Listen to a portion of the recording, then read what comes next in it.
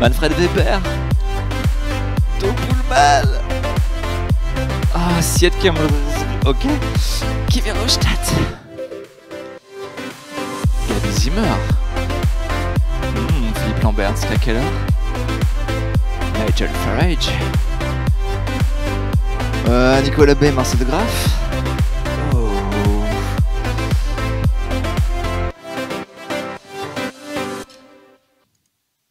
Wesh wesh les amis. Ah, c'est ce qu'on se disait avec Sylvain quand on sait pas comment introduire, et ben on dit wesh wesh les amis. Enfin, quand on sait pas introduire un live. Sylvain, oui, Sylvain va nier tout ça bien sûr, mais vous allez bien? Alors moi, non, ça va mieux. Alors non, Jésus du ciel, non, il y a rien de mieux qu'une partie de Civilisation. Il faudrait que j'hésite à l'acheter sur Switch en fait, le Civilization 6 là. Mon Dieu. Est-ce que sur Switch, sachant je n'y ai jamais joué à Civilization, est-ce que tu me le conseilles? Ah, peut-être pour commencer, pourquoi pas. Voilà. Mais c'est pas un jeu fait pour une console quoi. Oui, c'est ce qu'on disait des FPS aussi, et bon, Call of Duty, on est bien sorti, hein. Ok, on parle d'Europe sinon plutôt. Oui, non, mais en plus moi, en ce moment, je suis dans des jeux vidéo très qui mettent de bonne humeur, genre j'ai joué à Limbo, je joue à Little Nightmares en ce moment. Hein, ça met la pêche, ça met la patate. Pendant que d'autres jouent au Brexit. Pendant que je joue au Brexit exactement. Et d'ailleurs, tu pourras nous tenir au courant de ce que dit Theresa May, parce que je t'avoue que j'ai pas pu suivre puisque je me suis reposé et je n'ai pas du tout préparé l'émission pendant la pause entre Party Time et l'Europe Bordel. On demandera à Pierre de le faire, je suis sûr qu'il est au courant des dernières actualités. Mais Pierre, il est abonné au fil AFP, il paye 500 € par mois pour être abonné au fil AFP exprès Brexit en fait. C'est le Taurillon qui paye. On lui demandera, je pense qu'il ils ont les moyens, eux. Ah bah oui, mais attends. L'argent coule à flot. Le Taurillon est pro. C'est vrai que Code sur DS était jouable. Call of Duty sur DS, oh mon dieu, l'enfer que ça devait être. L'enfer que ça devait être. Je sais plus, on m'a entendu dans le générique ou pas? Oui, absolument. Tout du début à la fin? Absolument. Ah, c'est drôle, très bien. Ah, je me regarderai en replay parce que oui, il n'y a rien que j'aime mieux que m'entendre.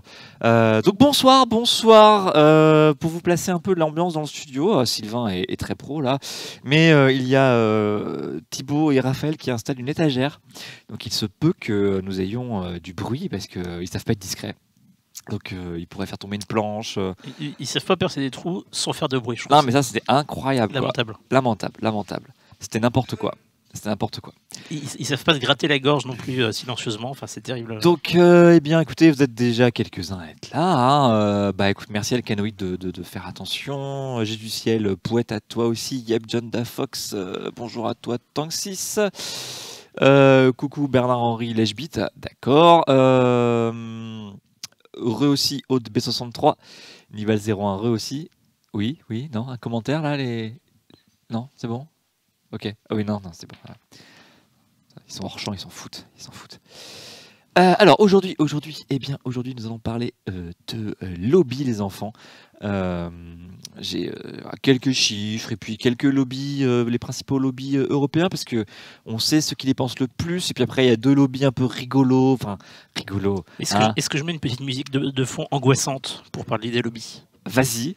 Il faut que je la trouve. Alors attends, tu la trouves et puis comme ça, une fois que j'ai fait le sommaire, tu pourras mettre la musique et ce sera la surprise pour moi aussi. On vous cache rien. C'est totale transparence. Bientôt à shutdown de la chaîne. Alors c'est moi qui vais shutdown parce que si je refais ce que j'ai fait tout à l'heure, j'arrête tout. C'est bon, merci, j'irai me coucher. Donc oui, au sommaire, eh bien quelques lobbies, on va parler lobbies, voilà, ce qu'ils dépensent, combien il y en a, et puis des exemples rigolos quoi. Ensuite, la fiche d'identité, ce sera la Slovénie. Alors vous attendez pas de l'énorme histoire, hein, mais bon, les partis slovènes, où ils se situent, un sondage européen, et puis et la situation aujourd'hui, et puis bien sûr nous serons rejoints par Pierre Dutorillon qui aura la lourde charge de nous parler de deux sujets colossaux que sont la défense européenne, l'armée européenne et pas le budget italien, mais le budget européen. Oui, car en fait, il y a un petit truc qui s'est passé sur le budget européen, c'est une première. Il a été bloqué et donc il y a une lutte entre le Parlement européen et le Conseil de l'Europe, mais il vous dira ça mieux que moi et surtout il sera là et on pourra en discuter, ce sera génial. Vous vous rendez compte, on va pas les budgets, non mais incroyable, n'est-ce pas? Est-ce que tu comptes remercier Elodon ou pas? Oui, bien sûr, j'allais y venir, je voulais finir, je voulais pas couper ma phrase. Je savais pas. Merci Elodon pour ton budget, ton don de 5 euros. Balance ton budget. Balance ton budget. Et pour le budget d'Italie, c'est sympa, mais alors, tu sais que, hélas, non, c'est perdu, on va tout garder et on donnera rien à l'Italie. Je vois que c'est plaisir, tu as suivi. Ok, j'achèterai de la mozzarella, comme ça, voilà. Ok, mais alors oui, mais il faut faire attention à acheter bien la mozzarella italienne parce qu'il y en a qui est faite en France, tu sais. Oui, mais je prends de la Di Bufala avec une appellation d'origine protégée. C'est bien, l'AOP. Oui, évidemment. APK. Non, c'est bien. Non, tu fais attention. C'est forcément de l'AOP du coup. Oui, non, mais c'est bien. Non, mais... Et bio en plus, évidemment. Non, mais alors là, je pense à l'environnement. J'ai rien à dire alors. Hein, oui. Le plastique autour n'est pas bio, mais non, c'est vrai. Et puis il faut le jeter n'importe comment. Après, il va brûler d'ailleurs dans un incinérateur qui n'est pas très loin de chez nous, un incinérateur d'Ivry-sur-Seine, qui parfois d'ailleurs charrie de sympathiques odeurs quand le vent est du bon côté. C'est toujours agréable. Eh bien, on va pouvoir parler lobby. Écoute, j'attends ta musique. Alors, qu'est-ce que tu nous proposes? Je sais pas. Élise Lucet, Cache Investigation, non? Je teste un truc, on verra. Tu testes un truc. Qu'est-ce que c'est que cette musique? Musique et bruit d'épouvante pendant 1 heure. Ok, mais écoutez, bienvenue dans le monde des lobbies. Bienvenue. Nous allons commencer par quelques chiffres. Et pour cela, je remercie lobbyfacts.eu, qui est une association européenne qui traque les lobbies et qui les catégorise. Aidé en cela, bien sûr, par j'ai pas noté. Le truc de la transparence européenne, le registre, merci. Le registre qui permet au lobby de se déclarer et qui d'ailleurs est que la France a adopté récemment. Et donc on peut enfin savoir qui rencontre quel parlementaire pour faire valoir ses intérêts. Eh bien, très bien, John Dafox, parfait ta question. C'est quoi la définition de lobby rapidement? Eh bien, tout d'abord, un peu d'étymologie, puisque en fait, le terme lobby vient du fait qu'aux États-Unis, eh bien, il y a le lobby, c'est le terme, le lobby d'attente, le hall d'attente en fait. Et c'était là que traînaient des gens qui, en fait, cherchaient à croiser les parlementaires au Congrès. Donc les membres du Parlement, hein, n'est-ce pas, pour discuter avec eux des intérêts de gens qu'ils représentaient.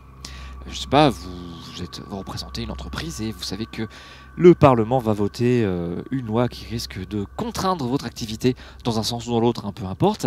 Et vous allez rencontrer un député qui fait partie de la commission et vous lui dites écoute, ce serait bien si sur ce sujet-là, vous votiez pas exactement ce que vous comptiez voter, mais peut-être un sujet que je sais pas, vous voulez limiter les émissions à 100, et ce serait bien si vous pouvez plutôt le limiter à 120, tout simplement.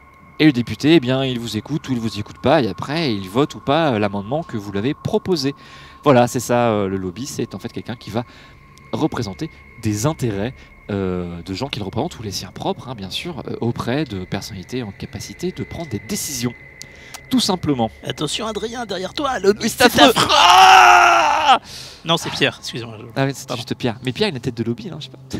Oh la vache, paf! La belle tête de lobby. Et paf! Ah bah il s'en va. Bah salut. Alors John Dafox nous dit que groupe d'influence c'est plus parlant. Oui, on peut parler d'influence. D'ailleurs, je vais utiliser les deux termes dans mes notes. J'ai mis lobby, influence. Puisque bon, le problème de lobby, c'est qu'en français, c'est devenu négatif. C'est-à-dire que le lobby, c'est forcément le méchant. Tandis que le gentil ne fera pas de lobby. Il fera de l'influence ou du... c'est horrible aujourd'hui, c'est horrible. J'ai plus mes mots, voilà. Donc oui, finalement, le WWF peut être un lobby au niveau européen pour défendre des normes plus drastiques d'émissions, par exemple de gaz à effet de serre ou de particules fines pour les diesels, mettons, pour prendre un sujet d'actualité. C'est devenu un gros mot en français, alors que finalement c'est à la base neutre, hein. Mais évidemment, comme vous allez le voir, les méchants, c'est-à-dire les méchants industriels, ont évidemment des moyens sans commune mesure avec les gentils des ONG. Dites bonjour à Pierre dans le champ de la régie. Faire pied coucou, voilà. Et voilà. Quelle autorité. Donc t'as vu, je suis un influenceur. Pierre, saute avec le cheville. Et voilà, il s'est cassé la cheville, et merde. Ah, la boulette. Et voilà, la boulette. Mais il pourrait être assis actuellement, c'est bon. C'est donc ça les influenceurs. Oui, c'est ça les exactement, influenceurs ouais. politiques. Exactement. Et donc là, le graphique derrière moi vous montre en fait le nombre tout simplement de lobbies référencés et déclarés à Bruxelles. Et quand même, on en a presque 12 000. C'est le nombre total en fait d'organisations qui sont sur le registre de la transparence européenne. Ouais, je sais pas si vous... Enfin, c'est beaucoup quand même. 12 000 organisations ou personnes référencées. Non. Il y en a plus en fait. Ouais, c'est pas mal 12 000 quand même. Les autres sont pas référencés en fait, c'est ça. Voilà. Je sais pas si vous avez remarqué, il existe différents types de lobbies. Différents types de lobbies. Et on verra effectivement après. Et en fait, voilà, les autres, c'est le nombre d'organisations en fait qui ont un bureau en Belgique et qui ont au moins un accès au Parlement européen et qui ont au moins un rendez-vous avec un des membres des top EU Commission Officials, c'est-à-dire un des membres de la Commission européenne depuis décembre 2014. Et sinon, en fait, le trait rouge, eh bien, c'est le nombre d'accréditation totale pour entrer au Parlement européen. Oui, car en fait, vous ne rentrez pas comme ça en tant que le Parlement européen. Il faut être accrédité et tout ça, c'est évidemment dans le registre de la transparence. Et donc, on a les chiffres. Et ils sont, comme on dit, à date, puisque Lobbyfax... Oh là là, non, mais excusez-moi, mais il y a du bruit, mais ils font n'importe quoi avec la... Si on a une étagère sur le plateau canapé, ce sera pas grâce à Raphaël et Thibaut. Hein. Attends, ils se donnent de mal depuis le début d'après-midi, ils sont maladroits, mais au moins ils mettent de la bonne volonté. C'est vrai. Je te trouve très dur avec eux. Et il faut pas dire du mal de la bonne volonté, je suis d'accord. Voilà. Je suis d'accord. Et on va montrer quelques exemples quand même, hein, parce qu'il y a des logos jolis, il y a du matos, quoi. Là, pour l'instant, j'ai encore des graphiques à te montrer. Voilà, exactement, merci. Donc il y a des... Oui, effectivement, alors il y a le bon et le mauvais influenceur, fin du fausse. Alors, tu as le mauvais influenceur, le mauvais lobbyiste, c'est le lobbyiste qui va voir des décideurs politiques et qui est pas d'accord avec toi. Et le bon lobbyiste, c'est le lobbyiste qui va voir des décideurs politiques, mais il est d'accord avec toi. Donc lui, c'est le bon lobbyiste. Vous savez, moi je crois pas qu'il y ait de bon ou de mauvais. Non, s'il vous plaît, non, cette référence est interdite depuis la Convention de Genève de 2015. Hein. C'est fini, merci. Si je vais résumer les lobbies aujourd'hui avec vous. Donc là, on a les plus gros budgets dépensés en lobbying d'après Lobbyfax. Et donc, voilà, on va pas prendre les 1, 2, 3, 4, 5, 6, 7, 8, 9, 10. Hein. On va prendre juste les 3 premiers parce que, bon, vous excuserez, mais ça faisait beaucoup quand même. Et alors, il y en a 3, ils sont très différents les 3 premiers, donc c'est pour ça que c'est intéressant. Et vous avez le premier qui dépense beaucoup, hein, c'est-à-dire plus de 12 millions. 12 millions d'euros. Cette musique, elle commence à m'angoisser. J'ai l'impression de jouer à Little Nightmares avec le mec au grand bras qui veut t'attraper là sous les étagères. C'est absolument affreux. C'est le projet.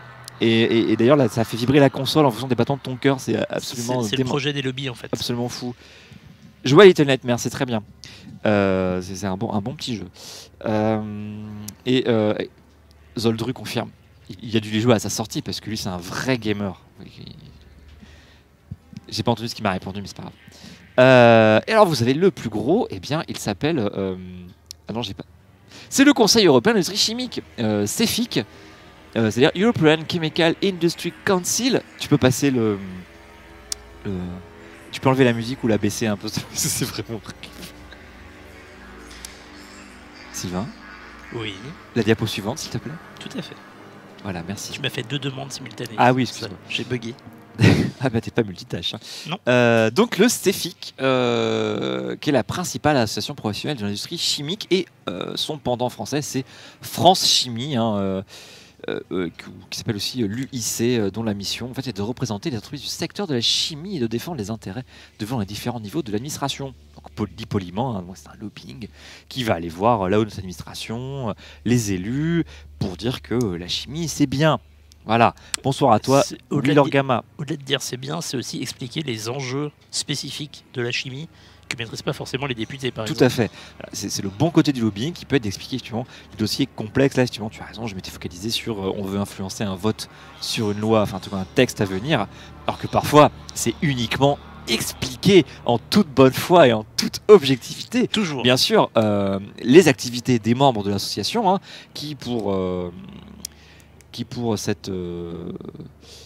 ah non, pardon, je confonds. Enfin, en tout cas, ce sont donc l'industrie chimique. Hein, donc là, je n'ai pas noté la liste des membres, mais vous pourrez la retrouver sur le site. Hein. J'ai noté la liste d'un autre lobby, mais qui doit avoir des ramifications, enfin, des points communs par ailleurs. Et en fait, en France, d'ailleurs, l'UIC est le chef de file de la négociation de branche pour toute l'industrie chimique. C'est-à-dire qu'en plus, c'est la représentante patronale pour les négociations salariales de toute l'industrie chimique. Et ça fait beaucoup de monde et beaucoup d'entreprises quand même. Hein. Ça va aussi toute la pétrochimie, l'industrie chimie, médicaments, etc. etc. Ça fait du monde. Ensuite, vous avez la JA Europe. Alors là, j'ai pas très bien compris pour ce qu'ils faisaient dans ce classement, figurez-vous, parce que en fait, c'est le versant européen du réseau mondial des mini-entreprises. Et alors là, je suis tombé de ma chaise, au sens figuré, bien sûr. Ou aussi ce qu'on appelle les juniors entreprises de temps en temps. Et donc, c'est une entreprise créée et gérée par des jeunes de 14 à 25 ans pendant l'année scolaire. Et le but de ces mini-entreprises, c'est d'initier des jeunes à la vie économique et au monde de l'entreprise en leur faisant réaliser l'ensemble des tâches. C'est l'application du célèbre Learning by Doing. Bon, là, je vous lis la définition officielle. Hein. Alors, ce programme est développé dans le monde entier et en français, eh bien, ça s'appelle Jeune entreprise ou mini-entreprise, selon le Québec ou la France hein, ou la Belgique. L'appellation internationale, c'est Company Program. Et en fait, c'est cofinancé par le programme Erasmus. Et je ne sais pas à quoi sert tout l'argent qu'ils dépensent en financement. Si tu peux nous remettre le graphe. Oui. Ça fait pas très jeune comme logo, hein, globalement. Mais... Non, mais parce que ça s'adresse à des jeunes, mais c'est dirigé par des vieux. Et en fait, c'est les MEDEF locaux à chaque fois qui gèrent ce truc en fait, pour diffuser la logique entrepreneuriale et managériale auprès des petits bambins de 14 à 25 ans pour qu'ils apprennent à gérer l'entreprise. Donc la Startup Nation, c'est dès 14 ans. Alors là, en plus, c'est pas axé startup, hein, c'est-à-dire que c'est tout type d'entreprise. Hein. Pour ailleurs, le hasard fait que dans ma vie, je suis allé à une remise un concours de mini-entreprise avec des collégiens et des lycéens. Et selon les profs, c'était très variable. Certains se contentaient de créer une entreprise de import-export de porte-clés, tandis que d'autres avaient des ambitions un peu plus élevées, avec vraiment création d'un produit. Ils avaient pensé à la R&D, etc., la recherche et développement. Et c'était quand même vachement plus intéressant que d'autres qui effectivement étaient juste là à dire non, mais nous avec le prof, on a un projet de création des porte-clés ou de t-shirts. Voilà, c'était pas très intéressant. D'autres, par contre, c'était beaucoup mieux. Voilà. Est-ce que les juniors entreprises peuvent faire appel à des usines qui emploient des enfants dans les pays Alors, ça reste je crois pas qu'elles crèvent. Est-ce que c'est toléré du coup? Je sais. Faut leur demander. Solidarité entre les enfants, est-ce que voilà, je demande. Écoute, je transmettrai l'information. Le troisième de nos amis qui dépensent beaucoup d'argent, c'est FTI Consulting. Alors eux, c'est pas un lobby à proprement parler, c'est un cabinet de conseil en influence, hein, donc en lobby. Hein,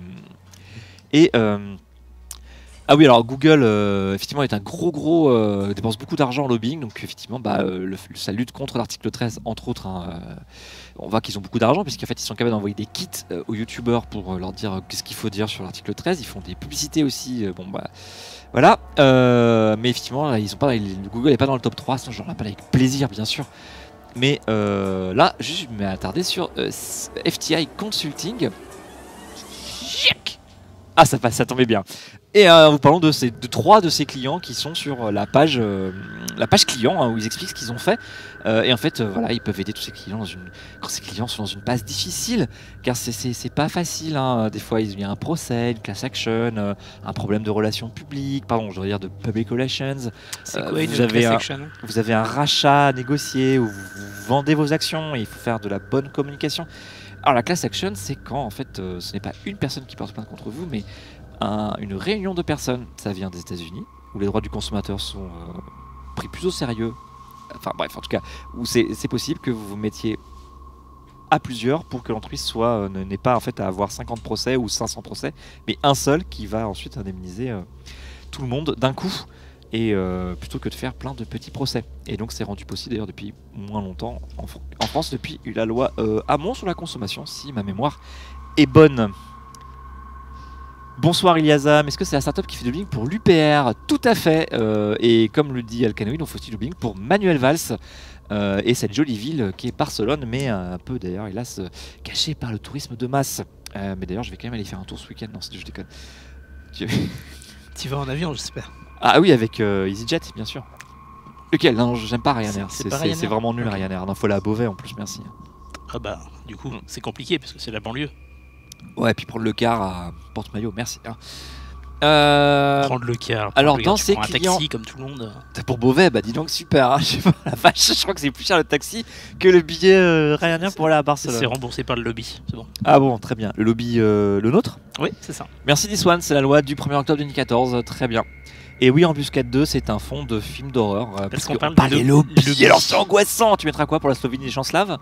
Tu verras. Ah bah non, c'est pas des slaves. Les étudiants du Gos. Ah,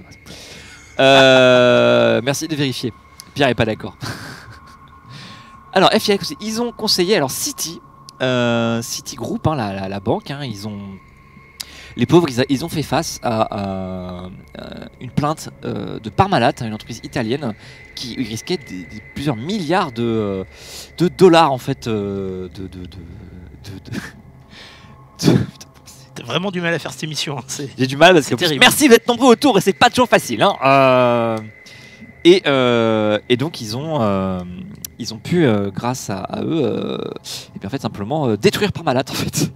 Ils ont pu donc comment ça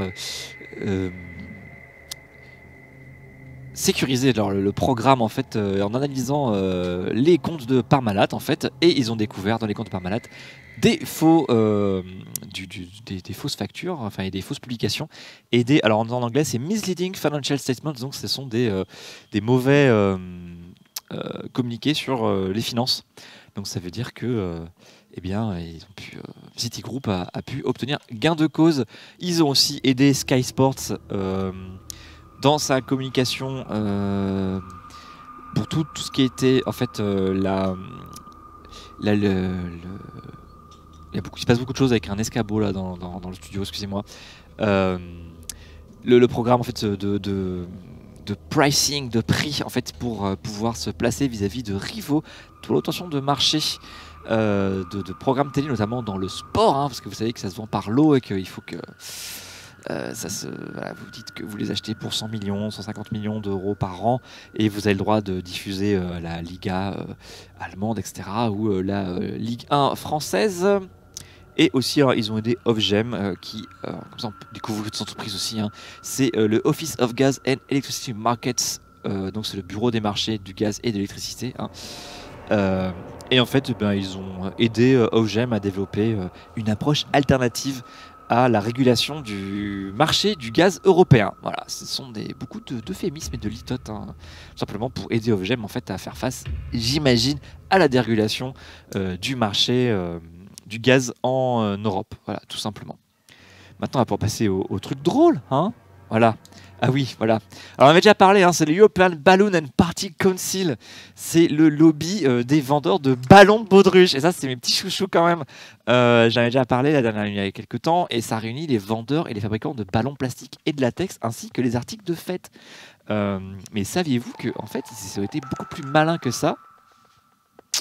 Musique joyeuse et positive. Exactement. C'est la fête.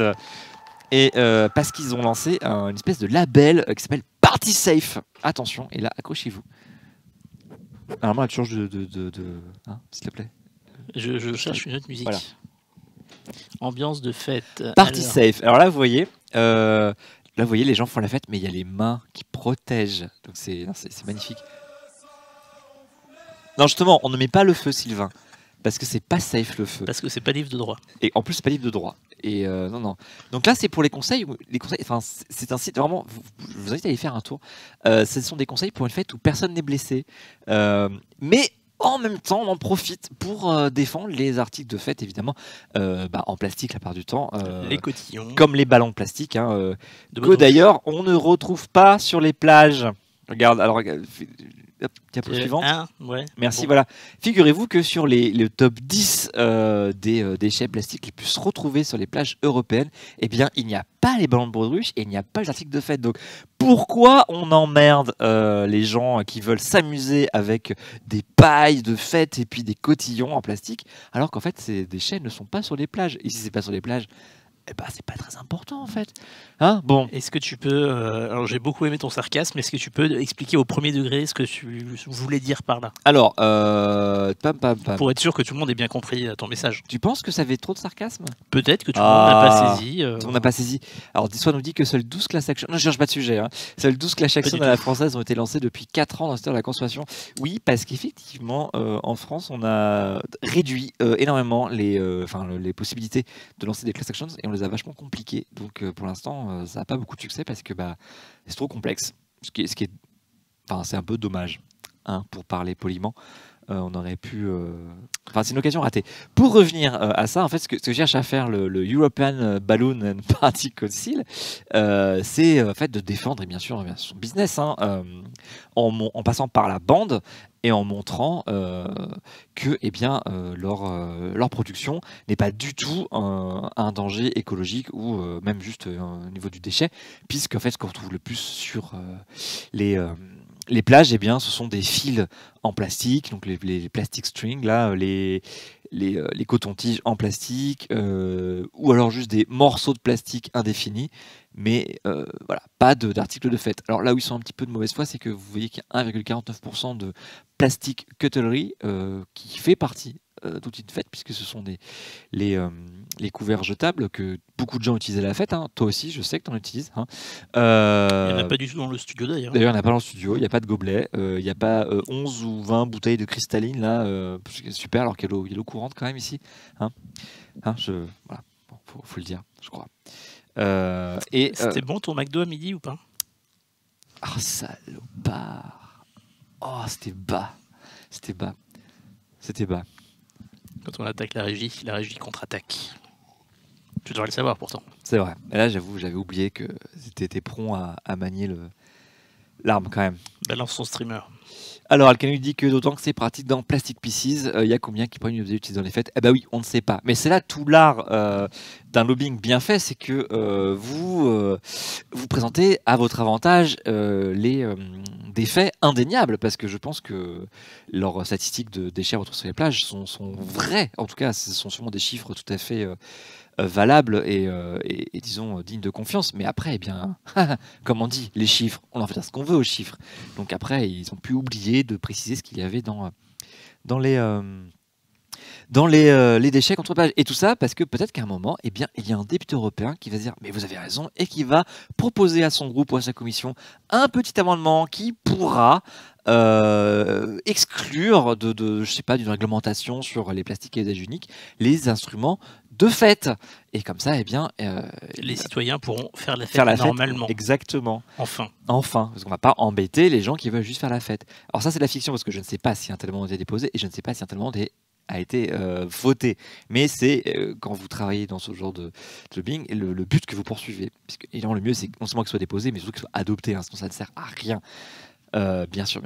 Voilà, mais il y a d'autres lobbying qui passent par la bande comme ça, qui cherchent à se présenter sous un autre jour. Hein. Si je vous dis protection des plantes, est-ce que vous...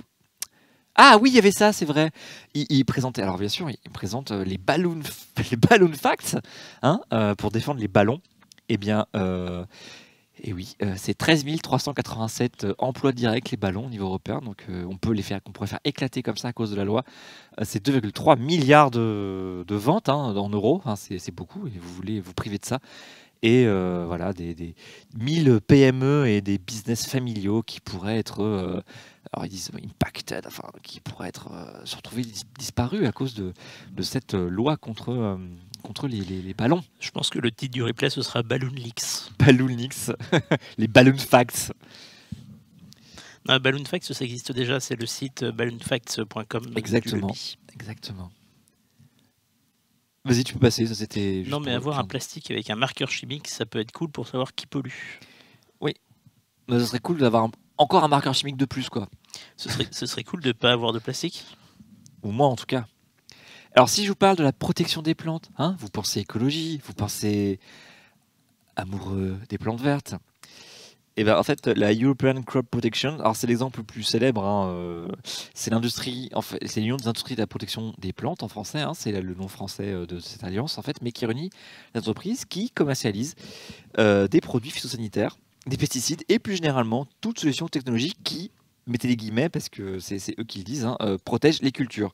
Donc les membres, alors côté français, hein, mais vous retrouvez les mêmes en Europe, hein, c'est BASF Agro, Bayer Crop Science, Cheminova, Dow AgroScience, Dupont Solutions France, Monsanto Agriculture, Fit Europe, Synergia, Adama, Griffard.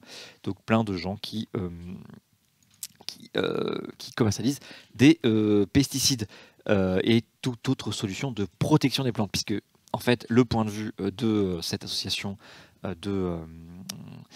d'union industrielle, c'est de dire que leurs produits permettent de protéger les plantes face à des insectes, à des maladies, à l'humidité, etc., etc. Donc évidemment, c'est ce point de vue-là qu'ils vont bien sûr mettre en avant et proposer aux élus qu'ils vont rencontrer. Évidemment, le point de vue opposé à une entreprise, pardon, à une ONG comme, je ne sais pas moi, Génération Future ou WWF ou Greenpeace ou même, pour prendre, non, j'allais dire une bêtise, j'allais dire la Confédération Paysanne, mais non, parce que ça, ils sont un peu plus ambigus là-dessus, mais en tout cas, toute entreprise, toute ONG écolo qui va donc, ou même les labels d'agriculture bio, qui vont pas du tout avoir bien sûr le même point de vue sur les pesticides, les herbicides et toutes les solutions technologiques qui protègent les cultures, hein, voilà. Le plastique se recycle facilement, je vois pas le problème, John Dafox. C'est vrai, alors pas autant que le verre quand même, hein, parce qu'il en disparaît dans les processus, et puis Ça surtout dépend il y a des plein de plastiques. plastiques différents, donc ça pose problème parce que... Je sais pas si vous avez remarqué, mais il existe différents types de plastique. Et surtout, on a un problème, c'est qu'il est mal trié. Parce que comme personne n'y comprend rien, en fait, il est jeté n'importe comment, et donc bon, bah, entre ceux qui se recyclent, ceux qui se recyclent pas, et puis ensuite après il faut trier entre les colorés, les pas colorés, les PET, les PVC, enfin les bouchons qui sont pas les mêmes que Les les PTT. bouteilles en plastique. Enfin bon voilà. Donc ça c'est un vrai problème pour le coup.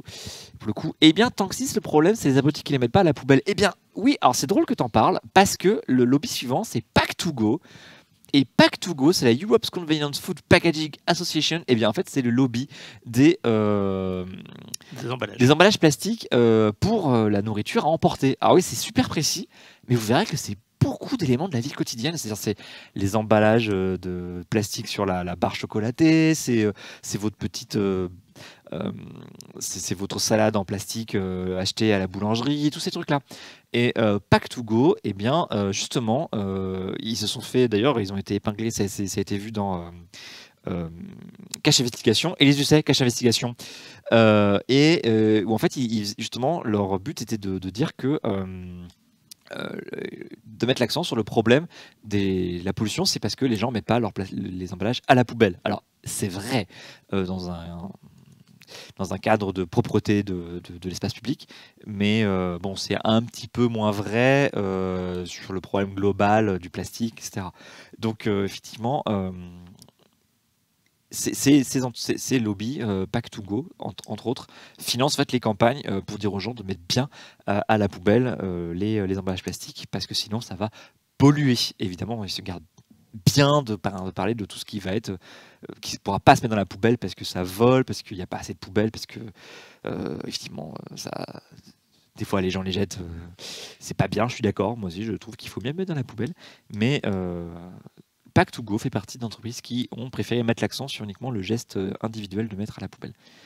Et Pack2Go, donc dans sa communication, vas-y, tu peux y aller, c'est des trucs assez drôles. Donc voilà, ils vantent la qualité, l'hygiène et la sécurité de leurs emballages en vous proposant des fruits prédécoupés, hein, où vous ayez la flemme de vous couper votre kiwi ou votre ananas.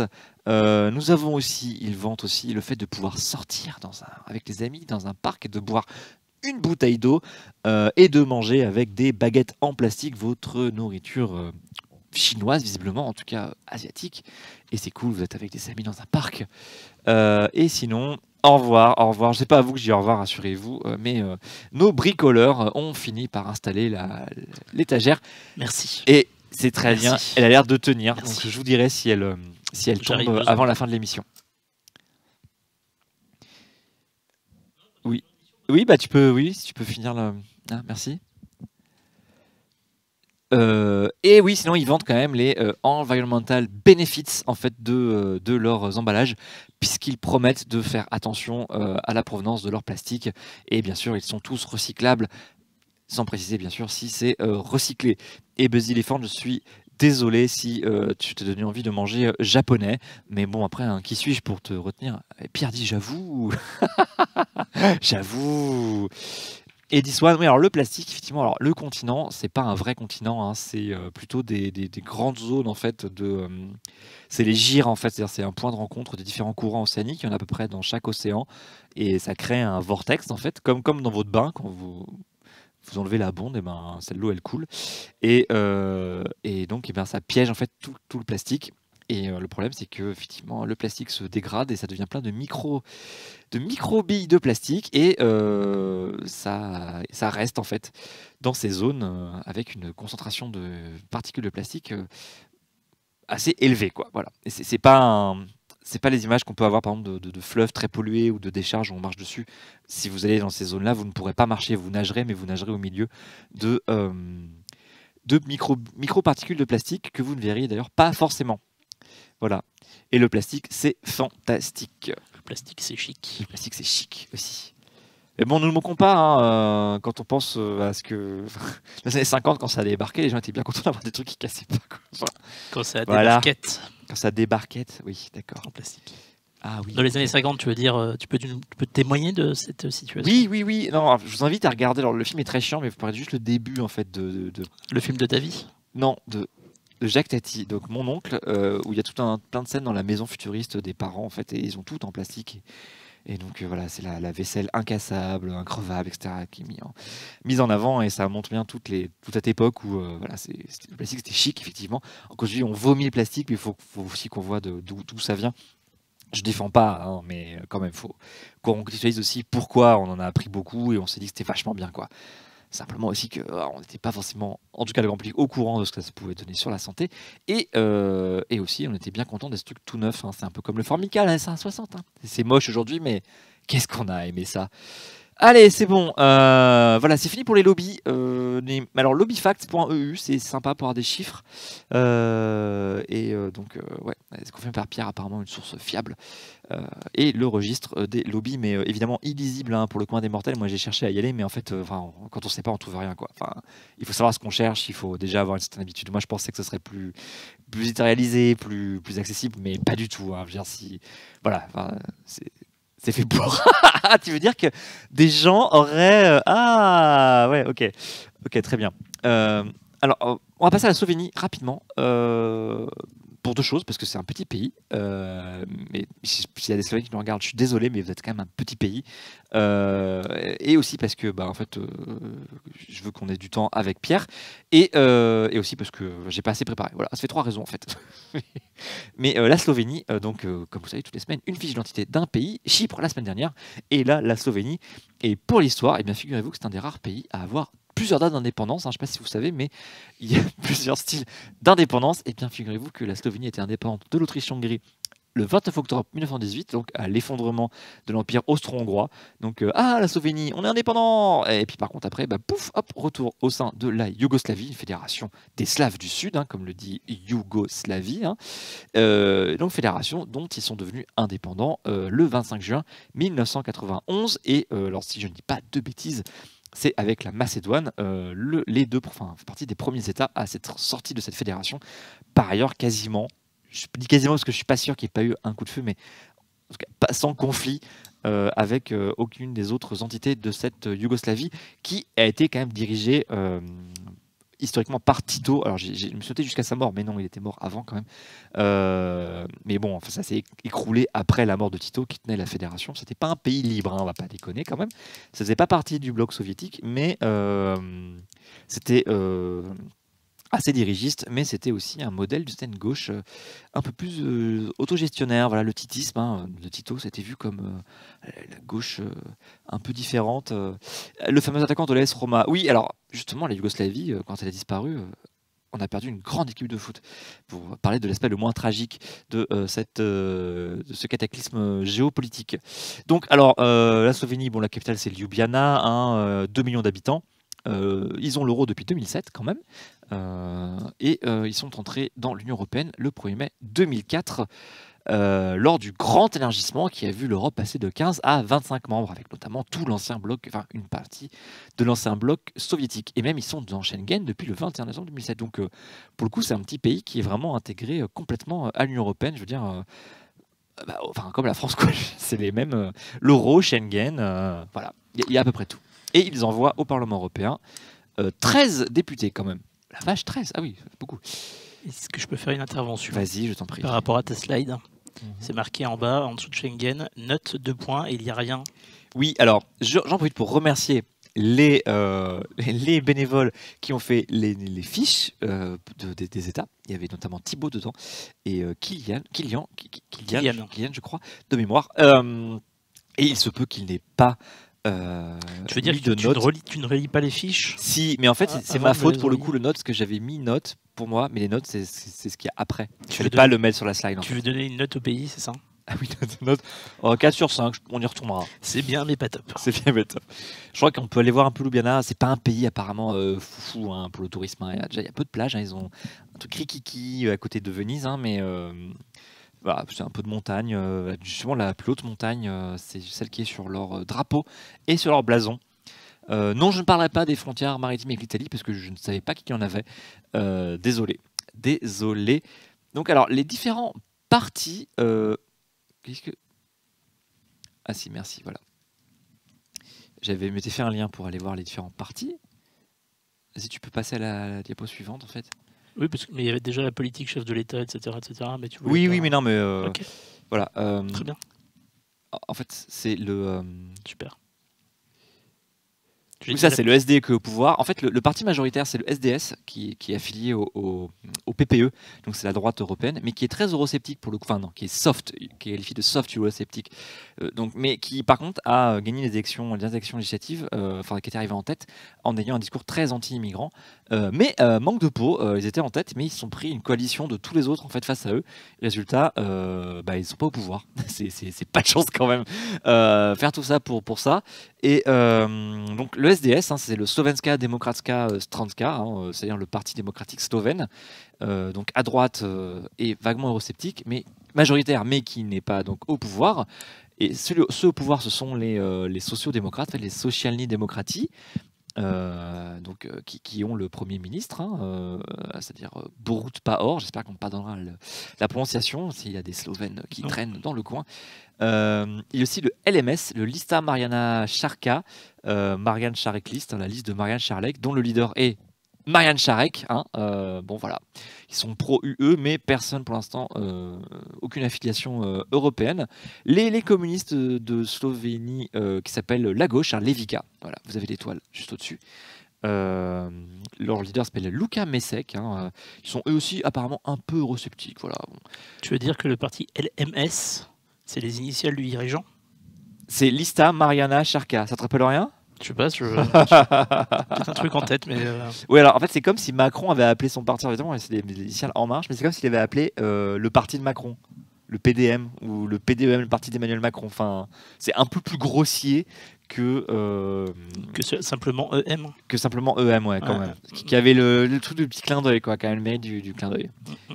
Et alors, attends, dans ces partis, il y a effectivement donc LMS fait partie de la coalition au gouvernement, et d'ailleurs, ils ont le Premier ministre qui s'appelle Marian Sharek, et qui était la personne en photo sur l'affiche que tu peux d'ailleurs nous remontrer, puisque j'ai pas mis les logos des autres partis sur l'affiche. Donc on a aussi donc des centristes modernes qui s'appellent les Stranka Modernega Centra, hein. La Nouvelle Slovénie aussi, Nova Slovenia. Qui sont aussi au centre droit et le centre gauche pour SMC. Voilà, après, c'est plutôt. Nous avons aussi, bien sûr, les écolos. Je vous épargne tous les noms, c'est moins grave, ils sont beaucoup plus petits. Voilà, sachant que, en fait, voilà, les dernières élections législatives, le SDS a fait 25%.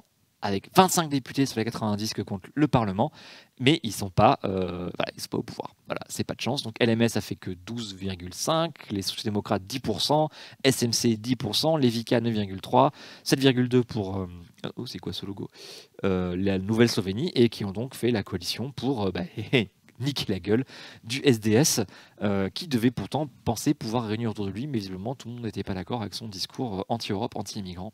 Et donc, ils sont pas au pouvoir. Voilà, c'est quand même voilà, c'est pas de chance. C'est quand même, voilà. C'est quand même voilà. Oui, je suis très en verbe ce soir. Tout à fait. Sinon, il y a un petit sondage assez récent, toujours grâce à. Ah oui, non, on ne parlera pas des élections municipales, c'est pas grave. Voilà. Ça, ce sont. Ah oui, si remède, juste un mot, voilà. Il y a eu les élections municipales la semaine dernière. Il y aura un deuxième tour le 2 décembre, c'est-à-dire dans 2 semaines. 10 jours. Dans 10 jours. Et donc, en fait, les communes en violette sont celles où il faudra un deuxième tour. Sinon, celles en rouge, c'est celles où il y a eu déjà un vainqueur, sachant que donc. EPP, enfin le SLS là, qui est le parti majoritaire, a remporté déjà 23 communes et les Sociaux-démocrates 14. Voilà, bon. Mais en fait, si vous prenez la coalition, ils ont gagné plus de communes que l'autre parti tout seul. Ça va en fait pour la coalition au pouvoir. Et le sondage européen, pour nous dire, vous voyez que le SDS est toujours le parti en tête et il fait même 30% des voix. Et les autres après se partagent les morceaux. Tous ensemble, bien sûr, ils font plus, mais en fait, ils vont se partager des miettes. C'est assez bizarre comme.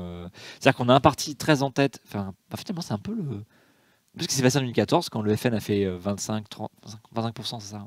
Je ne sais plus. Ouais, presque 30% aux européennes et que les autres étaient très bas, alors que le FN n'est pas au pouvoir. Donc là, on a le SDS, qui n'est pas le FN, hein, je pense que, vu qu'ils sont avec le PPE, normalement. Oui, alors ça, la Hongrie. Oui, voilà, mais bon, c'est la Hongrie, c'est pas la Slovénie, je ne sais pas. Et voilà, donc LMS, le parti qui n'a pour l'instant pas l'affiliation européenne, ferait une quinzaine de pourcents, 13% pour les Sociaux-démocrates. Les amis de Macron, le SMC, ferait 10%. Et voilà, les autres, en dessous de 10, je pense qu'ils n'auraient pas de députés, puisqu'ils n'envoient que 13 députés. Voilà. Donc je pense que ça ne suffirait pas. Voilà, et bien écoutez, et merci à Europelect pour ces sondages.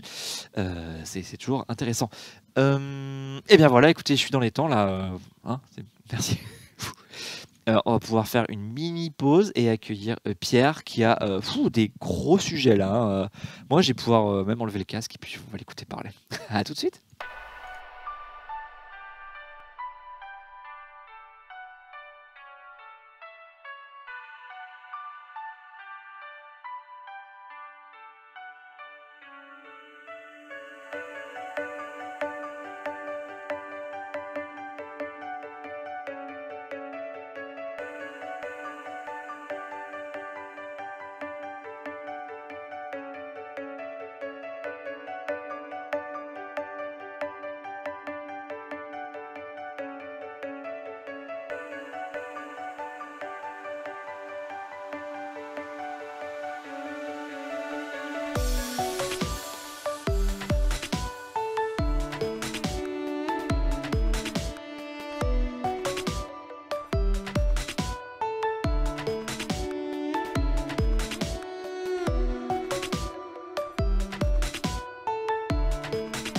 Ah ouais?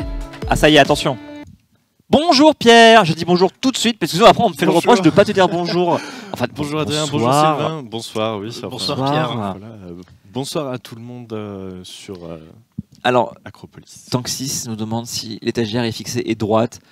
Oui, elle est fixée, il y a le lit d'Ericiotti dessus et si elle tient avec le lit d'Ericiotti dessus, je pense qu'elle peut tout supporter. Tiens, d'ailleurs, j'ai pas fait de story aujourd'hui. Je vous fais une story. Voilà, j'allais dire, on devrait faire une story. Donc voilà, story Instagram sur le compte d'Acropolis. Tout à fait. La tenue de main de maître par Abonnez-vous. Sylvain. Abonnez-vous, tapez la cloche. Hein. Enfin, non, pas tapez la cloche. Non, c'est mettez des notifications pour ne rien rater de nos stories.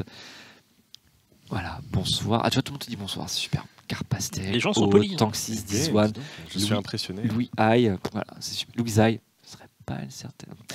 Voilà, bonsoir à tout le monde. Est-ce que je peux t'inviter à rapprocher ton micro de ta bouche un tout petit peu, s'il te plaît? Formidable. C'est bon. Ça, c'est bien. Merci. C'est bon. Très bien. Alors, alors avant, c'était des grosses infos. Tu avais une petite info. Petite info rigolote. Oh ouais. Je la vois, elle est super drôle. On va bien rire. Alors, on va commencer. Voilà, voilà, l'instant Taurillon commence. Petite Taurillon. On n'a pas de. Excusez-moi, c'est mon deuxième live. Alors, du coup, la première info à retenir, c'est que la France est, pour la première fois depuis le 2009, dans les clous du niveau budgétaire par rapport à la Commission européenne. Alors, Bravo, mesdames et messieurs. Ah oui, ça claque, pardon. la France ne respecte pas non plus le pacte de stabilité totalement, Oh. mais niveau déficit et tout. Ouh. Bon. Ce qui nous amène donc à la deuxième petite info avant d'arriver à la grande information rigolote. Attention, on fait mariner, hein. Et ouais, alors la deuxième info, c'est que la Commission européenne a décidé de jouer le bras de fer avec l'Italie au niveau du budget. Et donc des procédures commencent. Emoji strong. Emoji Pardon. Doug. Emoji de- Ce qui nous amène Ah, quelle à la grande information. quelle transition Italie, donc. Salvini est Spitzenkandidat de l'Europe des nations et des libertés. Et ça, c'est bien parce qu'on va, on va bien rigoler. C'est vrai que t'aurais pu mettre la musique angoissante, Sylvain. Alors, Là, au non, moins, le débat, on va rigoler, quoi. avec musique Salvini. angoissante, là, c'est un parti pris. Je ne l'aurais pas Tout à fait. Oh, tu l'aurais pas fait. Ok, bon. Ou alors juste un ta. Mais du coup, c'est très intéressant puisque ça signifie qu'en fait, pour briguer ce poste, ça signifie qu'il se présenterait aux élections européennes. Et alors, je ne sais pas si c'est une loi spécifique au Parlement européen ou que la France l'a mise en place, mais normalement, il y a interdiction de cumul de mandats électoraux européens et nationaux. Ah oui, bien sûr, mais il peut rester mis jusqu'à ce qu'il gagne. Est-ce que Tu vois. ministre, c'est un mandat C'est une fonction malgré tout. Donc, tu peux en, pas en cumuler- Italie, je sais pas, mais en C'est vrai. France, c'est pas un mandat. Mais tu peux pas cumuler de toute façon un ministre national et commissaire européen. Président de la Commission Oui, président de la européenne. Commission européenne, exactement. Mais d'ici à ce qu'il soit en plus après le candidat de l'Italie pour la Commission européenne, Tu peux bien être ancien Premier ministre et maire d'une ville d'un autre pays. complètement, Donc, après tout. Enfin bon, des anciens ministres à la Commission européenne, il y en a eu un paquet quand même. Oui, et, mais et qui étaient même ancien ministres ministre. et qui étaient ministres au moment de leur candidature. Mais Parce qu'ils est-ce sont qu'ils étaient candidats- ministres en même temps que Que la en candidature. poste En poste, je veux dire. Parce qu'en gros, si oui, tu peux être va ministre, tu jusqu'au dis bout, que ça tu- signifie qu'il ne sera plus ministre de l'Intérieur Ah bah italien. bien sûr, mais ça, bon. Voilà. Ah. Non, mais c'est amusant quand même C'est- que c'est- quelqu'un qui s'est présenté pour la défense des Italiens décide pour troller de Mais partir. Pierre, il défendra mieux les Italiens à Bruxelles, où il pourra détricoter l'Union européenne, enfin je vois bien ce qu'il pourrait dire, que à Rome, où il subit le joug européen. Ouh, c'est un énorme débat sur l'Union européenne, Tout à fait. est-elle supranationale ou intergouvernementale. Bonsoir Koalatok TV, je t'invite à regarder le replay du grand live de dimanche soir. Je vais créer une commande oui. sur Moobot. Oui, Ça va s'appeler merci. article 13 Très bien. et ça va renvoyer à ça parce Voilà, que parce c'est- qu'apparemment, pendant la première heure, il y a une explication d'article 13 qui est de grande qualité, que je n'ai pas vue encore, mais qu'on m'invite à aller voir. Donc oui, il faut y aller. Oui. Voilà. Puis Ah en oui, plus, c'était intéressant. mais par contre, je me pose la question, qu'un mec comme Salvini soit candidat en tant que Spitzenkandidat, bon, je ne partage pas ses idées, hein, bien sûr, enfin, je dis bien sûr, en tout cas, je précise, il est connu, même au niveau européen, par des militants, enfin, de différents pays, y compris même, enfin, il a beaucoup de médias, en tout cas en France, je ne sais pas s'il en a en Allemagne ou aux Pays-Bas ou en Roumanie, mais est-ce que ça va pas permettre d'incarner vraiment, en fait, ce Spitzenkandidat, qui, pour l'instant, a été réservé quand même à des troisièmes couteaux qui étaient à l'Europe, Alors, mais qui n'étaient pas connus sinon en fait. C'est compliqué parce que tout d'abord, la droite extrême, pour ne pas dire extrême droite européenne, est divisée. Et assez fortement divisée. Il y a deux partis Oui. au Parlement européen qui se sont constitués. Donc il y a l'Europe des nations et des libertés. Et, Qui est celui où il y a Salvini, donc, enfin, Exactement. la Et Le Lega Pen. et Le Pen, enfin Voilà. le Rassemblement le National. Rassemblement national. Et un autre qui est un peu plus à droite, il me semble, ou au contraire. Enfin, c'est un peu un bazar parce qu'il y a aussi les Brexiters qui ont fondé leur propre groupe. Oui, Et en avec Nigel Farage qui était. C'est ça. Oui. Et en plus, il y a, si je me trompe pas, un autre groupe pour les conservateurs britanniques qui ne sont pas au PPE, Exactement. qui sont dans un groupe un peu plus à droite, un peu plus anti-européen. Du coup, voilà, la droite eurosceptique au Parlement européen est assez divisée d'un point de vue parti européen, contrairement à la gauche eurosceptique qui, elle, pour le coup, est divisée en interne des partis européens. On pourrait dire, je schématise assez rapidement, hein, je ne connais pas le détail précisément, mais par exemple, si on regarde la gauche extrême, du coup, le pendant... Pour ne pas dire l'extrême gauche. J'essaye de suivre. Hein. C'est Exactement. technique tout ça, Sylvain. Écoute, laisse-nous tranquille, notre expert. Pardon. Du coup, on se rend compte que les partis européens sont assez fixes et c'est à l'intérieur de ces partis qu'il y a des dissensions. Par exemple, on pourrait dire que la gauche scandinave est un peu plus favorable à l'Union européenne que Mélenchon, alors qu'il me semble qu'ils sont dans le même... la gauche unitaire. Le GE, NGL. Exactement, ouais. Donc voilà, c'est plutôt... Mais les Scandinaves sont à part, parce que les écolos scandinaves sont au sein de cette gauche, enfin, cette extrême c'est gauche pour ça que c'est européenne. et gauche sont pas au sein unitaire des Verts, européenne, quoi. tiré vers NGL, scandinave. ouais. Ouais. Voilà, c'est super. Hein ce que je me pose comme question, c'est est-ce qu'un candidat comme Salvini pourrait pas être capable justement, avec deux poids lourds, Le Pen et Salvini, justement, d'agréger plus l'extrême droite et d'avoir un vrai gros groupe qui pourrait peser au Parlement européen. Alors, et même en étant potentiellement, vu que j'avais calculé qu'ils avaient déjà 120 députés, en prenant les non-inscrits d'extrême droite et puis les deux groupes principaux, j'avais oublié à ce moment-là les Anglais, mais bon, comme ils vont partir de toute façon, j'étais arrivé à 120 députés, et ce qui faisait d'eux, en fait, virtuellement la deuxième force. La troisième force du Parlement européen, après les sociaux-démocrates. Oui. Mais bon, que comme ils étaient divisés, et bien finalement ils étaient derrière même les Verts. Mais, oui, parce qu'ils ne sont pas capables d'être... enfin, ils ne sont pas capables. Ils ne souhaitent pas s'unir. Et ça fait un constat très intéressant, je trouve, qui me conforte un peu dans mes opinions personnelles vis-à-vis du futur de l'Europe et de l'unité de l'Europe. C'est que les extrêmes droites s'organisent à échelle européenne. Ah oui, bah oui. Ils jouent le jeu européen. Ils ont beau défendre la Steve souveraineté Bannon, par nationale, exemple, etc. qui aujourd'hui œuvre à une alliance des extrêmes droites au niveau européen. À l'échelle européenne. Donc voilà, c'est vraiment genre, même le discours de l'extrême droite, c'est européanisé, et pas au sens faut détruire l'Europe, l'Europe est un ennemi, aussi au sens de, en fait, entre nous, ça marcherait très bien. Du coup, leur logique, c'est pas on veut absolument détruire l'Union européenne et rester chacun chez soi. Leur logique, en fait, c'est de reconstituer les dynamiques de coopération européenne. Par exemple, Erasmus+, Le Pen, elle a qu'une envie, c'est de le garder. Elle sait très bien que ce serait une bêtise absolue de détricoter Erasmus+. Mais du coup, elle a envie de garder juste quelques instances de coopération et refaire à peu près les mêmes coopérations, mais État par État. Oui. Et donc, on est arrivé à un stade où même l'extrême droite considère que en fait, les États européens doivent s'unir d'une manière ou d'une autre. Parce qu'ensemble, tout devient possible. Mais finalement, c'est que l'espace politique européen prendrait de plus en plus corps, au point que même les plus eurosceptiques le prennent pour acquis et décident que c'est à ce niveau-là que ça se passe. C'est ça. Mais finalement, ils sont en avance sur d'autres partis européens qui ont beaucoup moins acquis ce discours pan-européen. Je pose la question en fait. J'ai pas d'exemple en tête, mais c'est vrai que quand on les écoute, le SPD, on les voit moins ensemble finalement. Enfin, bref, on dérive. Excuse-moi Pierre, hein, d'autant que. Et ce sont des débats très intéressants et c'est vraiment un constat que j'ai remarqué en suivant un petit peu justement la droite extrême et l'extrême droite en Europe. C'est très intéressant aussi, parce que les eurosceptiques disent de l'Union européenne et c'est intéressant de constater qu'ils attaquent la coquille de l'Union européenne, mais pas le fondement de coopération. Bien. Voilà. Non, mais pour le coup, tu vois, on voulait juste dire Salvini tête de liste, et voilà, finalement, on se retrouve à discuter tout ça.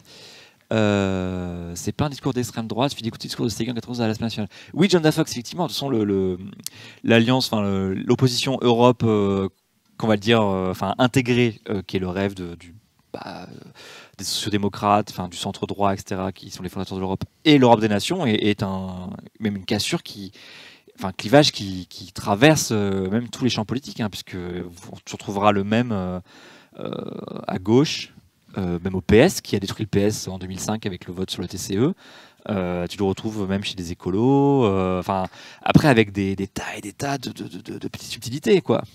Tu voulais je voulais faire un point Godwin en fait. Vas-y, fais un point Godwin ici, c'est un argument qui est utilisé assez souvent par... Attends, est-ce que tu as envie que je triple l'audience de cette émission? Bah vas-y, écoute. Alors l'UPR a une position. L'UPR, c'est un argument que l'UPR utilise et comme un peu toujours... Tu parles de l'UPR, c'est ça? Oui. Parce que tu l'as déjà dit 3 fois, c'était pour être sûr que tu parlais bien de l'UPR. Je parle de l'UPR, l'Union Populaire Républicaine. De François Asselineau. Exactement. Celle-là même, ouais. Celle qui parle du Frexit. Le seul. Du coup, c'est un argument qu'ils utilisent, mais en même temps, en fait, quand on y pense, le problème c'est que c'est basé un minimum sur la réalité, mais après c'est les conclusions qu'on en tire, etc. Et en fait, lorsqu'on regarde la montée des fascismes dans les années 30, et du coup même on pourrait dire l'apothéose des fascismes dans les années 40, en fait il y a vraiment la construction d'un discours pan-européen du fascisme. Ah oui, oui. Donc c'est l'émergence d'une nation forte seule face au monde, mais en même temps avec des amis européens pour diriger l'Europe d'un commun accord, dans une commune vision. Oui. Mais de toute façon, enfin, ça, depuis longtemps, les identitaires, vraiment la droite de l'extrême droite, quoi, porte un discours identitaire, blanc, chrétien, pan-européen, avec parfois même, ils vont s'amuser à chercher du paganisme pré-chrétien. Ça, c'est les plus hardcore des hardcore. Là, on tombe vraiment dans Là, c'est le plus l'extrême droite. Oui, mais le alors, oui, mais paganisme pour dépasser le pour le christianisme européen. Pour le costaud, coup, quand même. c'est pan-européen, puisque les Celtes étaient dans tout ce qui est aujourd'hui l'Europe, et effectivement, ils sont en avance dedans, mais ils avaient déjà développé, les identitaires européens, un discours. Après, chacun avait son petit truc. Il y avait les Nissards, les Bretons, les Bavarois, etc. Mais après, ils savaient qu'ils avaient en commun soit le paganisme, soit la chrétienté. Une chrétienté, en fait, par opposition au reste du monde, évidemment, l'envahisseur musulman, hein, bien sûr. Et, avant, c'était l'orthodoxe. Il y a eu oui, mais bon, faut bien s'adapter. Est-ouest qui est passé après une opposition nord-sud. Autour de la religion toujours. Et puis orthodoxe maintenant, comme ils sont plutôt pro-russes, ils vont pas non plus dire du mal de l'orthodoxe. Hein, bon. Allez, on passe à la suite. Alors du coup, revenons à nos moutons et plutôt à nos canons. Hein. Ah non, tu voulais commencer par le budget ? Rapidement, le budget. Allez, le budget. Allez. Après, comme ça, on aura le temps pour la défense. C'est ça. Allez, le budget, il n'y a pas beaucoup. Alors, je vous préviens tout de suite, sur le budget, la grosse information, en fait. Attention, accrochez-vous. Hein. C'est que le 19 novembre, suite à la période de 21 jours de négociation, si je ne me trompe pas...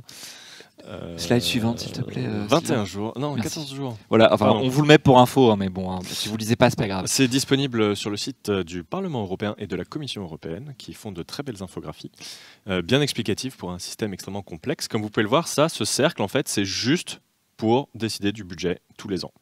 Parce qu'en fait, le budget européen se décide, on l'a déjà dit la semaine dernière par exemple, et vous le savez sûrement, le plan pluriannuel qui se fait sur 7 ans en fait.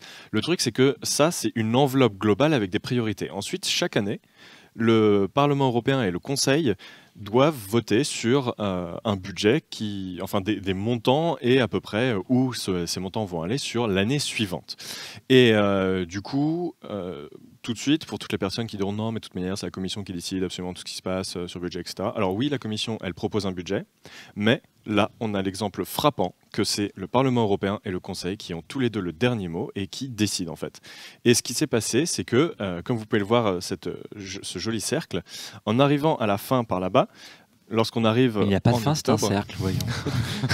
à la fin de l'année, en arrivant en octobre, en fait, ce qui se passe, c'est que la Commission propose un budget avec le Conseil. Le Conseil explique son budget. Le Parlement européen a 21 jours pour statuer dessus.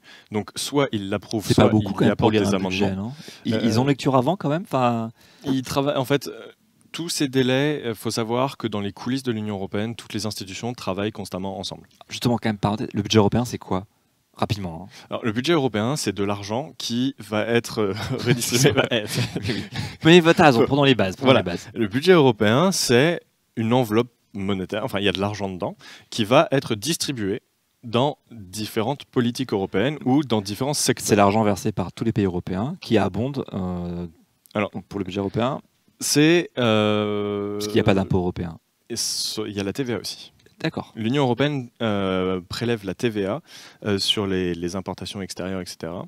Donc c'est pas vraiment la TVA. Il y a une TVA européenne, mais en plus de ça, en fait, la deuxième source de revenus de l'Union européenne, c'est les tarifs douaniers. D'accord. Merci. Voilà. Non, mais voilà.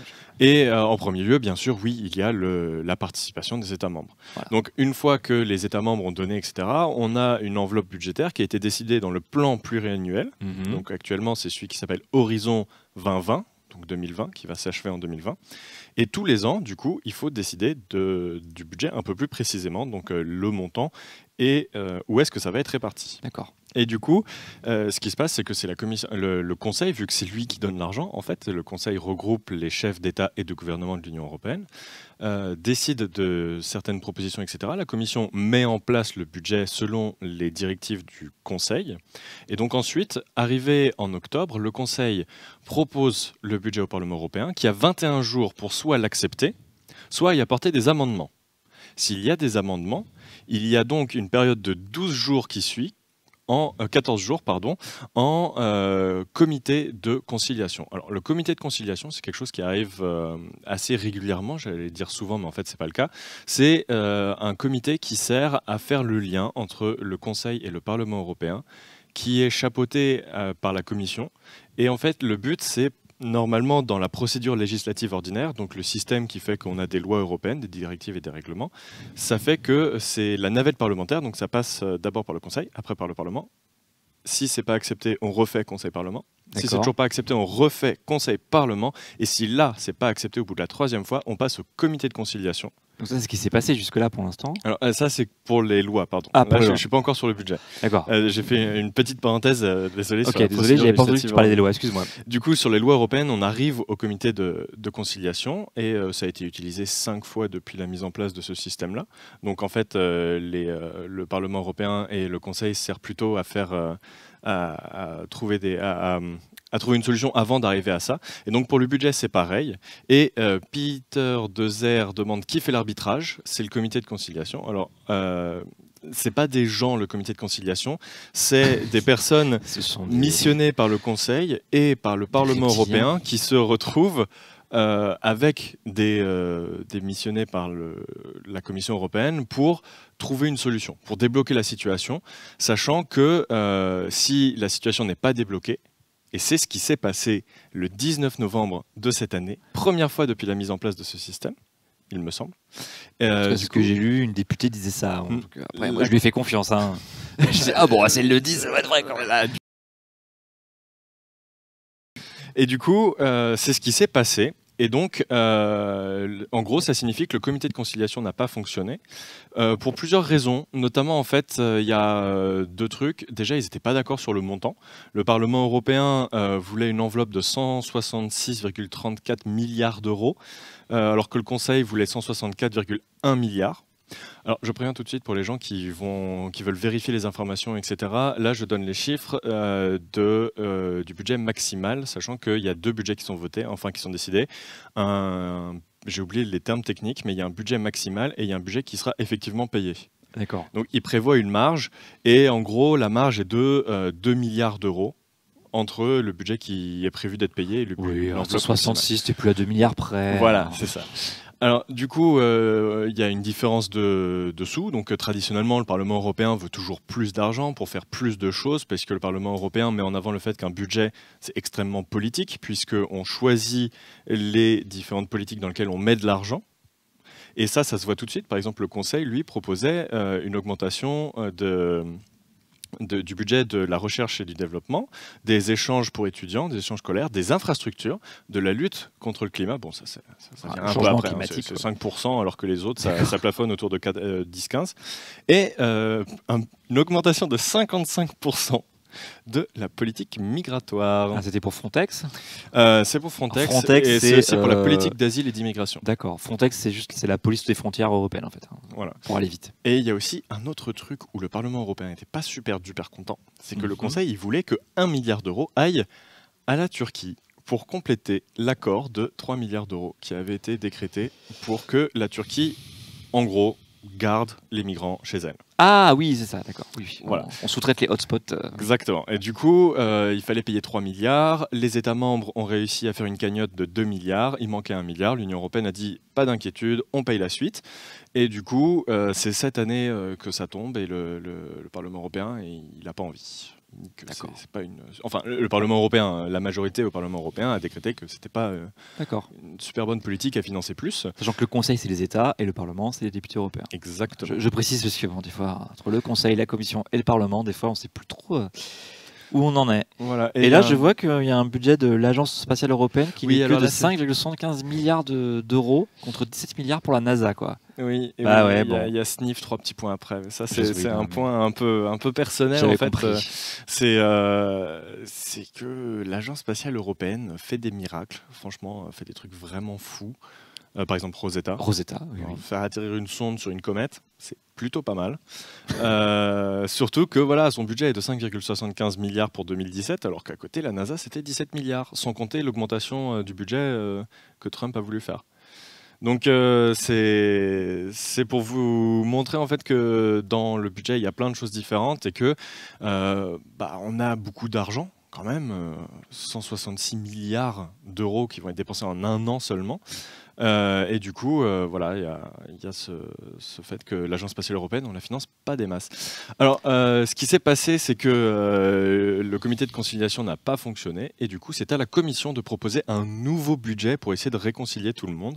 Et si ce n'est pas le cas, en fait, il y a un système qui s'appelle le système des 1/12e, où en fait, tout simplement, on prend le budget de l'année précédente et Ah. chaque mois, on verse 1/12e de ce budget-là. D'accord. Ah oui, ok. Comme l'année dernière. Voilà, jusqu'à ce qu'on trouve un accord. Ok. En gros. Alors, est-ce que dans ce budget, il y a la défense? T'as vu cette transition de folie? Parce que je ne sais pas si vous avez remarqué, mais on parle beaucoup d'Europe de la défense. Mais figurez-vous que ça ne date pas des annonces de Macron ces dernières années, ces derniers mois. Ça remonte à vachement plus longtemps. On pourrait même dire que ça remonte au début de l'Union européenne, quoi. Oula, oui, oula. hein. Ah bah oui, totalement. Même avant l'Union Même avant, européenne. parce que finalement, est-ce que les guerres mondiales, c'est pas une tentative de non? Excusez-moi, je dérape. J'ai surtout Je regardé dérape. avec les dates en fait, où 54 c'est avant 57. Ah oui, en plus, oui, il y a une. Même ça, c'était avant même. Bah, écoute, je vais te laisser la parole parce que tu as travaillé ta machin chronologie. Voilà, Et tu vas pouvoir donc nous en dire. Et il y avait des anti. Oula, ah oui, d'accord, il y avait des termes qui n'existent plus aujourd'hui. ouais, Voilà, allons-y. Alors, Antisédiste voilà, et sédiste, c'est et génial. CD là, ok. Allez. Alors, Euh, rapidement. Attends, Roscosmos aussi fait avec des bouts de ficelle.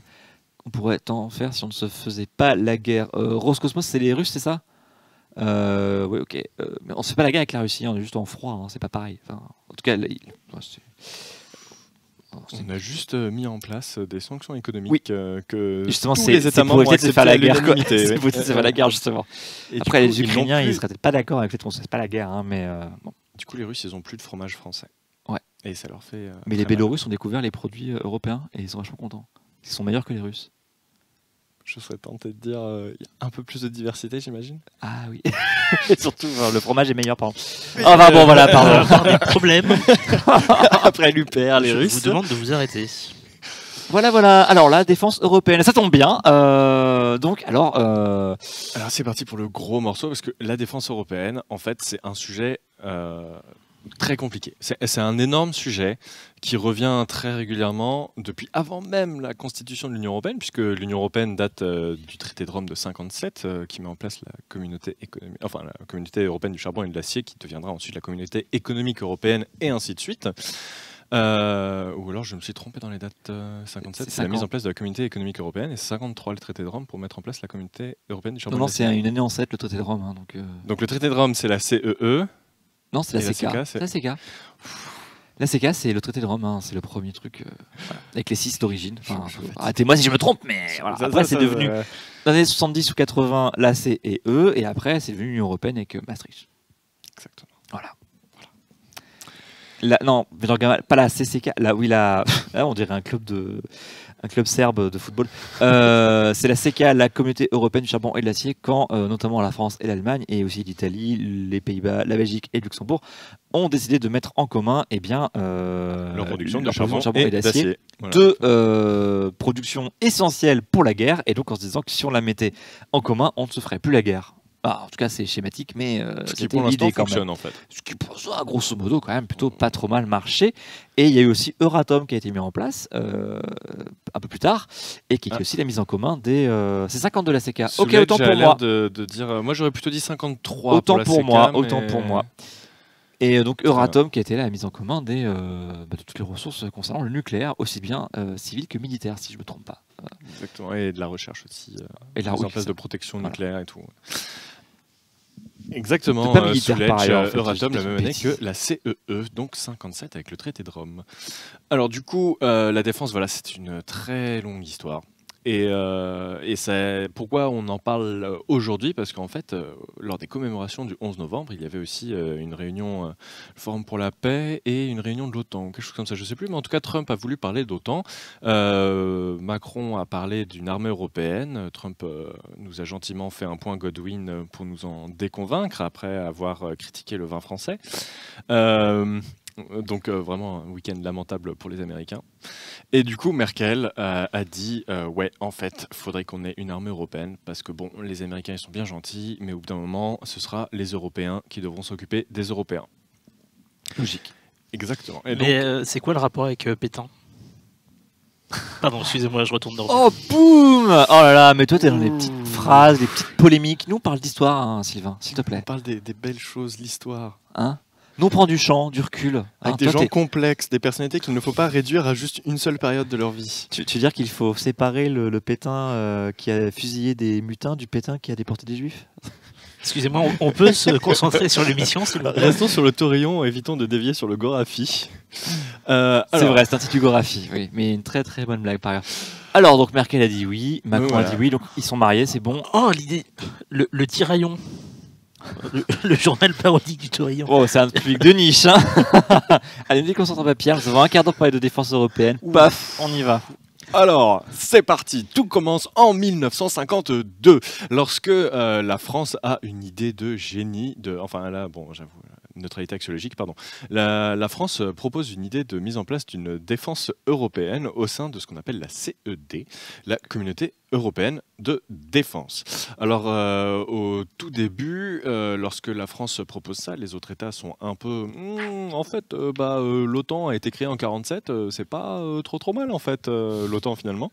Mais la France a fait énormément de militantisme avec ce qu'on appelle les cédistes, donc CEDistes, cédistes, dirigés notamment par Jean Monnet, qui a mis son nez dans l'affaire puisque c'était un projet qu'il tenait à cœur, puisque il était prévu que suite à la mise en place de la Communauté européenne de défense, il y aurait la Communauté européenne politique, dont je vous invite à aller consulter l'ébauche de constitution qui est en ligne sur le site de l'Université de Perpignan. Et c'est un texte très intéressant qui vous montre comment on imaginait le fédéralisme européen en 1956. Donc voilà, si vous avez le temps, je vous le recommande très vivement. C'est un projet politique oublié qui dépendait de l'avenir de la Communauté européenne de défense. Et j'imagine, comme vous l'avez deviné, en 1954, du coup, la CED disparaît. Ça ne fonctionne pas, en fait, tout simplement, pour différentes raisons.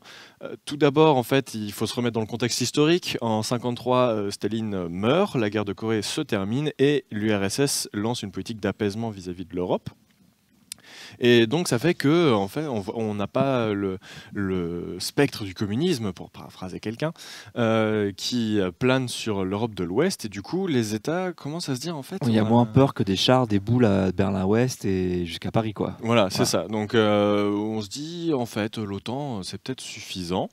Et surtout, en fait, il y a un cher monsieur français qui était très influent du côté des antisédistes, ce cher monsieur De Gaulle, qui, à force de militantisme en disant, de toute manière, c'est une idée des Américains, ça marchera jamais, c'est pas bien et tout, plus la constitution française qui était en train de passer par une crise d'ado, etc., ce qui mènera d'ailleurs en 58 à un changement de constitution. Du coup, ça fait que le projet capote totalement par la France et les 5 autres États, donc Benelux, Italie et Allemagne de l'Ouest, Belgique, Pays-Bas et Luxembourg. décident de laisser tomber le projet. Puisque la France est quand même un grand partenaire militaire. Les plus grosses armées, puisque l'Allemagne était content des armées à l'époque, Voilà. les autres c'est quand même Donc, des tout petits pays, quoi. Ouais. C'est pas l'Italie, un peu moins, mais je pensais au Benelux.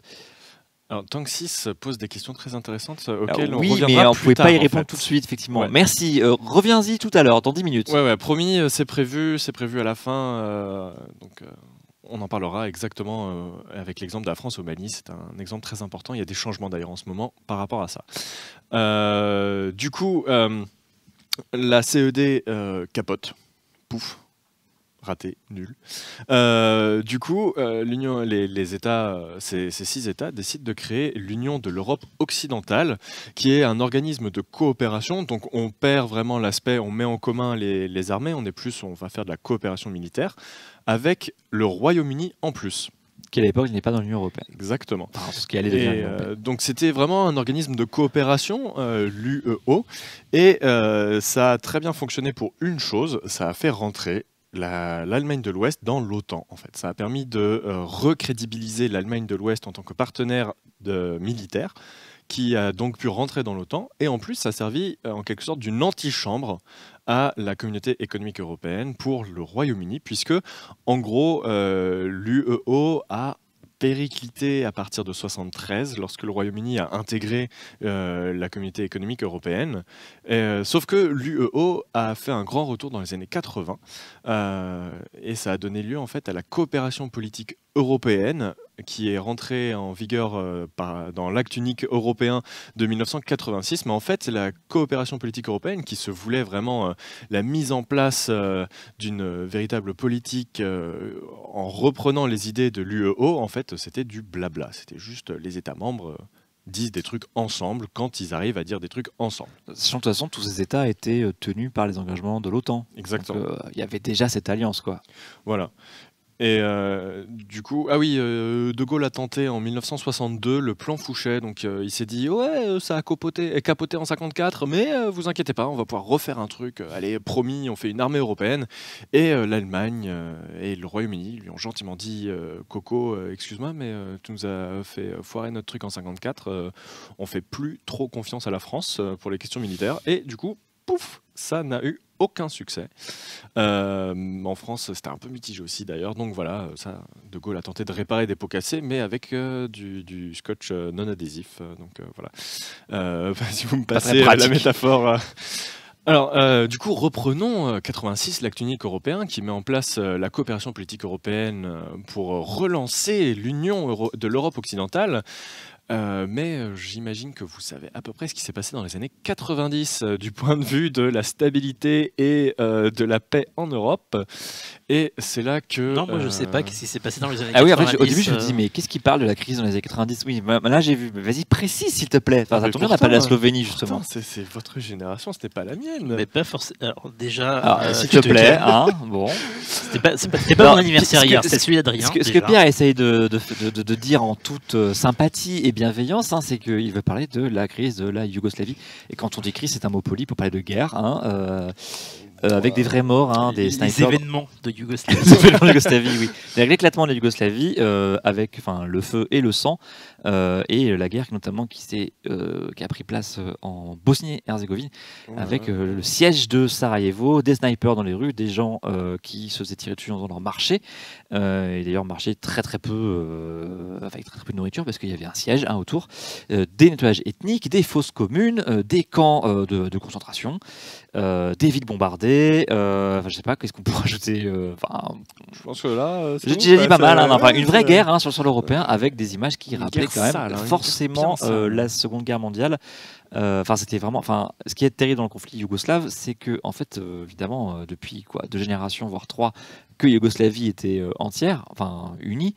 Les gens s'étaient baladés, s'étaient mariés entre provinces et ethnie, et donc quand ça éclate, c'est très dur, quoi. C'est-à-dire que on peut pas dire on coupe là et c'est bon, c'est 100% d'un côté, 100% de l'autre. Tout est entremêlé, les gens se connaissent, c'est des cousins, des amis, des femmes et des maris. Je suis un peu lyrique, mais c'est effectivement ça qui s'est passé, quoi. Pour parler de l'équipe de foot, l'équipe de foot, il y avait toute la Yougoslavie. Les gens se connaissaient, et un jour, tout ça s'est tombé, quoi. C'est un peu comme si la France se séparait en 5 ou 6 parties. Je veux dire, vous avez de la famille un peu dans toute la France, des amis partout, au fur et à mesure des déménagements, c'était pareil, quoi. Voilà, pardon, mais c'était juste pour replacer le contexte, effectivement, c'est plus qu'une crise, quoi. C'est une guerre. Bah oui, quand même, effectivement. C'est effectivement toute ma jeunesse, une partie de ma jeunesse avec les concerts caritatifs, le pape, Mitterrand qui va à Sarajevo, tout ça. Voilà, pardon. Effectivement, il y a toujours des tensions entre les Serbes et les Croates, mais heureusement, il y a effectivement maintenant l'Union européenne qui est là et qui regarde, et puisque ces deux pays veulent intégrer l'Union européenne. Et La Croatie est déjà dans l'Union européenne. non, déjà. Eh, Ah oui, autant pour depuis moi. 2013, Autant pour moi, c'est le tu as dernier, raison, hein. oui, j'avais oublié. La Croatie donc est dans l'Union européenne, la Serbie voudrait bien y entrer. Plus maintenant. Il y a Enfin, toujours ils des. voulaient, mais maintenant le président a changé. Et du coup, Ah oui, ils sont bon, ok. un peu. Enfin, voilà quoi. Et bon, enfin, en tout Trop- cas, voilà. La Russie a essayé de remettre son grappin sur la Serbie. D'accord, ça m'étonne pas. Il y a sûrement donc des conflits frontaliers, mais pour l'instant pas de conflits armés. Le risque est plus grand avec le Kosovo et le Monténégro, où il y a des frontières qui sont pas encore tout à fait fixées et qui peuvent partir, pas forcément en guerre, mais en tout cas au moins en émeute et peut-être même, disons, je veux dire, enfin. Oui, émeute, oui, voilà. Je cherchais un terme, mais non, j'en ai pas. Alors, Peter Dezer qui dit ce sont les Américains qui sont intervenus. Bref, l'Europe de Bah la oui, défense, c'est ça. Mollasson. Alors oui, les Américains sont intervenus, mais Mais c'est l'Europe qui a mené les négociations, il me semble. Enfin, pardon. alors j'en parle parce que c'était un de mes sujets de recherche. D'accord. Ah bah alors, ouais, alors je te laisse alors. Par contre, sache qu'il il est déjà à l'heure. Enfin, tu vois qu'il. Ok. Voilà. Alors, en fait, les Américains Ma sont thèse en intervenus. 180 secondes, Les Américains sont intervenus militairement, en effet, avec des salves de bombardement, etc. Mais les pays européens ont apporté un appui militaire après coup, en fait. Une fois que la paix est intervenue en 95 avec les accords de Dayton. Les casques bleus, donc. Voilà. En fait, l'Union européenne est intervenue d'un point de vue politique, juridique, policier et militaire du coup. Donc en gros l'OTAN est partie en 95, on a bombardé, maintenant c'est bon, et l'Union européenne s'est installée pour mettre en place une reconstruction lente de la Bosnie-Herzégovine. Ça prend énormément de temps, c'est pas encore fini du tout. Et donc en fait ça nous amène à la PESC, la PESC, qui a été mis en place en 1992 au traité de Maastricht du coup, où il y a eu la mise en place justement de l'Union européenne avec différents piliers, et dans ces piliers il y a la politique étrangère de sécurité commune, la PESC, qui est donc en fait une manière de se mettre d'accord sur ce qu'on va faire ensemble. Bien sûr, alors c'est là qu'on arrive dans la question, est-ce que c'est un système supranational ou intergouvernemental, etc. Hein. En fait, la PESC sert surtout à mettre les États d'accord, puisque ce sont les États membres qui ont le dernier mot sur la politique diplomatique, mais aussi de défense. Et pour essayer de pallier le fait que la PESC, les États membres restent extrêmement influents dedans, et c'est juste, on se met d'accord puisque les États membres ont le dernier mot vu qu'ils sont souverains en matière de défense et de diplomatie. Il ne faut pas l'oublier. En 98, s'est mis en place la PESD. Donc au sommet de Saint-Malo, c'est d'abord un accord bilatéral entre la France et le Royaume-Uni. Donc les deux sont en fait les deux seules armées avoir une force de projection en Europe. C'est ça. C'est capable aussi, d'aller un peu n'importe où. Qu'est-ce qu'ils ont dans leur armée? Des porte-avions. Et aussi des grosses Ah bombes. bah oui, pardon, le nucléaire, oui. mais oui. Comme La c'est bombe pas nucléaire. conventionnel, je voulais pas en parler, mais oui. Effectivement. Non, oui, non. Le chat me déconcentre. Oui, j'ai très bien. Alors du coup, c'est mis en place cette politique européenne de sécurité et de défense, qui était encore une fois juste de la coopération. En fait, on s'est dit, si on allait repiocher l'union de l'Europe occidentale. Et en fait, on s'est rendu compte que ça servait pas à grand chose. C'était un peu en train de mourir totalement ce truc. Et on s'est dit, en fait, on va refaire à zéro. Et du coup, dans le traité de Lisbonne, donc 2007, qui entre en vigueur au 1er janvier 2009, c'est mis en place dans l'article 42 du TUE, donc un texte qu'apprécie tout particulièrement François Asselineau et Exactement, les super, oui. qui précise que la mise en place d'une politique de sécurité et de défense commune sert à assurer le maintien de la paix, la prévention des conflits et le renforcement de la sécurité internationale conformément aux principes de la Charte des Nations Unies. Et donc, en plus de ça, l'article précise qu'il y a une vision à terme de la mise en place d'une défense européenne. Mais ça, qu'est-ce que ça veut dire ? On ne sait pas trop en fait. C'est justement les États membres qui doivent mettre en place ensemble les trucs, etc. Puisqu'il y a différentes coopérations qui ont été mises en place. Il y a différentes forces européennes qui sont en activité. Actuellement, il y en a 7. Des forces autant terrestres que navales, par exemple au large de la Somalie, pour assurer la protection de ce chenal très important pour le commerce international. Alors, la première mission militaire a eu lieu en 2003 en République démocratique du Congo.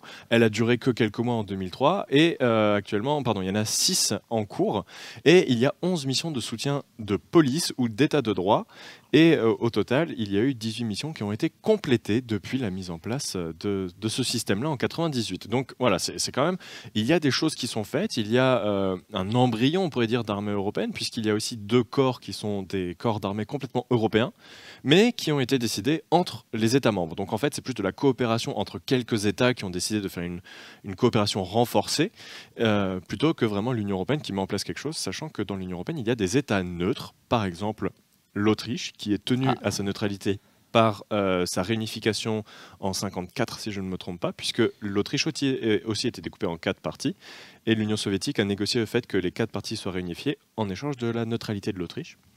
La Finlande aussi est neutre. Et pourtant, elle fait partie des États qui ont dit oui à la défense européenne, si j'ai bien lu. Ouais, et il y a pas la Finlande. La Finlande, ouais. Il me semble, il y a la Russie à côté en ce moment, du coup. C'est vrai, ça peut jouer. Elle a toujours été plus ou moins à côté, la Russie, de la Oui, Finlande. elle a même été dedans. Elle avait été dedans, j'allais dire. Et l'Irlande aussi, qui est neutre depuis sa création en 1921 par elle-même. Elle s'est dit et vous savez quoi, on va être un État et on va être neutre. Comme les Suisses. Allez. Exactement. Mais plus dans l'Europe, du coup. Allez, messieurs. Allez. Et du coup, ça nous fait que on se retrouve avec une forme assez ambiguë de la défense européenne. Avec, en plus, on a ajouté quelque chose, on a ajouté un fonds de défense européen, et ça, mais qu'est-ce que c'est en fait? C'est de l'argent. Ou en fait, tout simplement, l'Union européenne a dit, lorsque les États membres décident d'investir dans de la coopération militaire, dans de la recherche et développement militaire, l'Union européenne est prête à amener un peu d'argent, histoire de faire en sorte qu'il y ait une forme d'uniformisation du matériel militaire et un renforcement de la coopération industrielle et militaire. Alors, une uniformisation du matériel militaire qui existe déjà via l'OTAN, ou qui partagent les mêmes munitions, par exemple. Exactement. Qui sont toutes compatibles. L'idée, c'est aussi de partager les armes entre Européens, avec par exemple la création d'Eurofighter et aussi Eurocopter qui met du temps à venir. C'est longtemps qu'on en parle. Mais il y a le A400M déjà quand même. Et tout ça, en fait, c'est là que c'est Tanksys qui disait mais comment on va faire. Oui, parce qu'on n'a pas parlé de notre souveraineté en tant que Français. Exactement. Et c'est là qu'on arrive à cette question, en fait. Exactement, c'est Tanksys. Alors, le principe de l'armée et tout, ça pose quelques soucis. Il y a pas mal d'États membres, puisqu'il y a une question qui se pose, par exemple, c'est merci Tanksys d'avoir remis ta question. Donc, qui va décider quand cette armée agira? En cas de non-consensus, la France pourra-t-elle partir seule comme au Mali? Alors, il y a il y a un truc qui a été mis en place récemment, en fait, en juin 2018, qui a été signé en début novembre de cette même année. Et du coup, c'est un accord de coopération renforcée dans le domaine militaire entre la France, l'Allemagne, la Belgique, le Danemark, les Pays-Bas, l'Estonie, l'Espagne, le Portugal et le Royaume-Uni. Et l'idée, en fait, c'est de regrouper un état-major pan-européen avec une force de réaction dont l'idée, c'est que, par exemple, la France puisse intervenir dans un État et que l'état-major soit là en appui, en fait, pour aider, pour accompagner et pour financer aussi. C'était la grande question, justement, du Mali. C'était la France y allait parce que c'était la seule capable de réagir en moins de 48 heures. Mais le problème, c'est que la facture est quand même extrêmement grosse. C'est clair. Donc l'Allemagne avait d'ailleurs un peu payé le niveau logistique, si je me rappelle bien. Une bonne partie des pays européens. En fait, la France, après, elle est pleurnichée auprès de l'Union européenne et les différents États membres ont fait oui, bon, d'accord, ils ont sorti leur chéquier, ils ont payé. Parce qu'ils se sont rendus compte que, bah oui, quand tu as 3 avions de combat alors que la France, on aligne une centaine, tu payes et tu laisses la France agir puisqu'elle a une culture militaire un peu plus longue, on va dire, que certains États. Et le Charles de Gaulle, tout de même. Voilà. Et GNOU, G-N-O-U, qui dit ça marche tellement bien que les Belges achètent des F-35, je corrige rapidement, désolé, américains. Et bah oui, c'est un autre problème. Quelle idée d'acheter un F-35 qui est en développement depuis 50 ans au moins là. Enfin, bon, pardon. Non, on parlait du fait que l'Union européenne a mis en place le Fonds européen de la défense pour permettre justement de mettre en place des coopérations, des partenariats, etc. Mais le problème, c'est que le Danemark et les Pays-Bas ont décidé d'acheter des F-35 sous la pression américaine et la Belgique a suivi le pas début novembre pour différentes raisons. On soupçonne quand même que le NVA, donc le parti flamand souverainiste nationaliste flamand du coup, dont le ministre de la Défense belge est tiré, en fait se sont un peu trop inspirés des Pays-Bas qui eux-mêmes aussi sont très réticents par rapport à l'Europe de la défense.